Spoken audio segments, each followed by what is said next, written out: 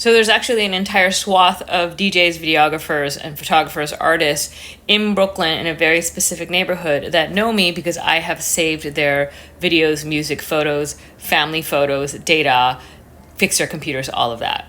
So I fix computers, phones, electronics, gadgets, all of that for fun. It's a hobby. And this is me putting the finishing touches on a friend's computer that she brought over because it wasn't working, and I fixed it. And this is something that I've done since I was a kid, just fixed electronics around the house everywhere. As I got older, people started asking me for help, and so I started helping them with their computers. So friends would bring their computers to me and I would fix them. And then it expanded. My first instinct is always to repair the phone, device, laptop, not to replace it. And most people thought that way, I would say, until about 10, maybe 7 years ago, and everything changed. Now when something breaks, people's first instinct and impulse is to replace it, not to repair it. So how did we go from a culture of repairing to one of replacing? Well, you can attribute that to capitalist colonialism. The point of these companies isn't to provide you with the most excellent technological experience ever.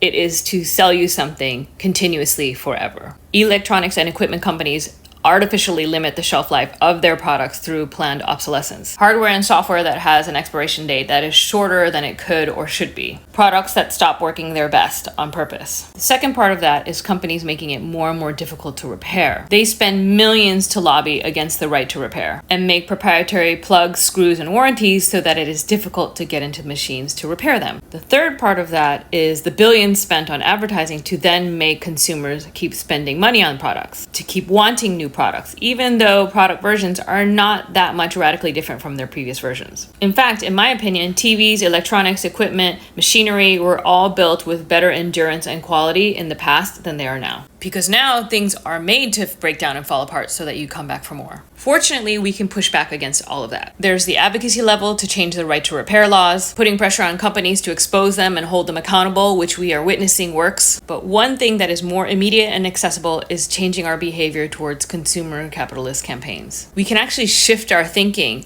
back to getting things repaired instead of replaced. There are so many little independent shops and stores that do repairs. And there are even services that you can mail your devices in if there is nowhere near you. Capitalist consumerism has really done a number on all of us. The amazing thing is we can actually shift our thinking and mindset once again. You don't need that new gadget. You don't need that new product. You don't need every color of that thing. You don't need that new thing. First, try to get it repaired. If that doesn't work, get refurbished. And only then should you think about getting it replaced.